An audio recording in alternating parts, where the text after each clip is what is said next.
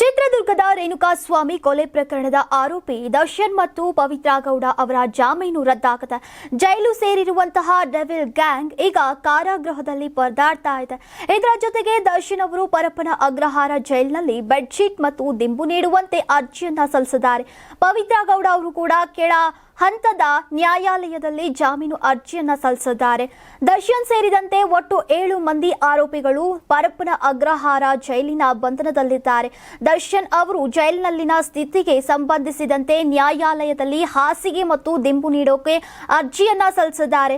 ಪರಪ್ಪನ ಅಗ್ರಹಾರ ಜೈಲಿನ ವಿಚಾರದಲ್ಲಿ ದರ್ಶನ್ ಅವರಿಗೆ ವಿಶೇಷ ಸವಲತ್ತು ನೀಡದಂತೆ ಸುಪ್ರೀಂ ಕೋರ್ಟ್ ಆದೇಶಿಸಿದೆ. ಹಾಗಾಗಿ ಅವರಿಗೆ ಶುದ್ಧವಾದ ಒಂದೇ ಬೆಡ್ಶೀಟ್ ನೀಡಲಾಗಿದೆ. ಈ ಹಿನ್ನೆಲೆಯಲ್ಲಿ ದರ್ಶನ್ ಅವರ ವಕೀಲ ಸುನೀಲ್ ಕುಮಾರ್ ಅವರು ಸೆಷನ್ ಕೋರ್ಟ್ನಲ್ಲಿ ಅರ್ಜಿಯನ್ನ ಸಲ್ಲಿಸಿದ್ದಾರೆ. ನಾವು ದರ್ಶನ್ಗೆ ಮನೆ ಊಟ ಅಥವಾ 5 ಸ್ಟಾರ್ ಅನುಕೂಲಗಳನ್ನ ಕೇಳ್ತಾ ಇಲ್ಲ, ಆದ್ರೆ ಕೋರ್ಟ್ ಆದೇಶವನ್ನ ಅನುಸರಿಸಿ ದರ್ಶನ್ಗೆ ಬೆಡ್ಶೀಟ್ ಮತ್ತು ದಿಂಬನ್ನ ಕೊಡಬೇಕಾಗಿದೆ ಎಂದಿದ್ದಾರೆ.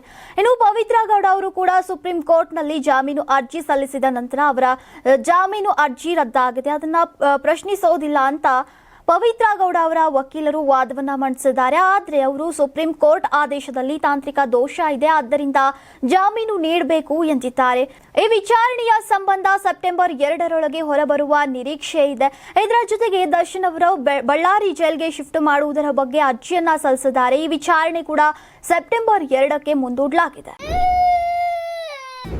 ನಿಮ್ ಮಗು ಅಳ್ತಿದ್ಯಾ? ಹಾಗಾದ್ರೆ ನಿಮ್ ಮಗುವಿಗೆ ಜೀನಿ ಸರಿ ಇಟ್ಕೊಡಿ.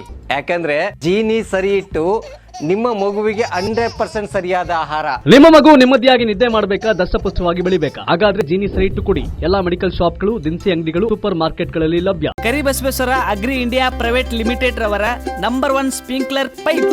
ನಮ್ಮ ಕರ್ನಾಟಕ ರಾಜ್ಯದಲ್ಲಿ ಕಳೆದ ವರ್ಷದ ನೀಟ್ ಮತ್ತು ಐಐಟಿ ಜೆಇಇ ಪರೀಕ್ಷೆಯಲ್ಲಿ ಸಾವಿರಾರು ಉಚಿತ ಮೆಡಿಕಲ್ ಹಾಗೂ ಐಐಟಿ ಸೀಟ್ಗಳನ್ನು ನೀಡಿರುವ ನಮ್ಮ ಹೆಮ್ಮೆಯ ಎಕ್ಸೆಲ್ ಅಕಾಡೆಮಿಕ್ಸ್ ವಿದ್ಯಾಸಂಸ್ಥೆಯಾಗಿದೆ.